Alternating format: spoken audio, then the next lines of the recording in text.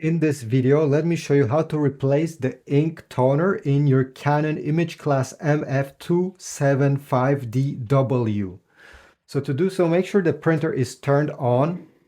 Then on the side here, you're going to grab this portion of the top of the printer and you're going to pull it up, all the way up.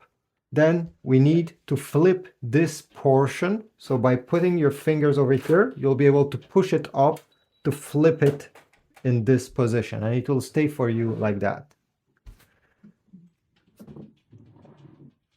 If you notice over here, it says Canon Cartridge, and it has a handle. You can pass your finger here. This is so that you grab it with your finger and you pull it towards yourself like this. I'll put a link in the description towards replacement ink toner. This one is the starter. It's the one that came included with your Canon printer. It doesn't last very much, so I'll put an Amazon links. So when time comes to purchase one, you can get it from there.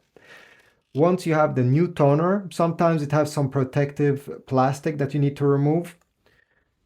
You simply have to glide it again by holding it with the handle. Glide it all the way there and then give it a small push. Close the lid. And then bring down the top lid as well by pushing it down. And this is it. You have now replaced the ink toner inside of your Canon printer. Thanks for watching. Comment down below, subscribe, check my Amazon links, and I'll see you in the next video.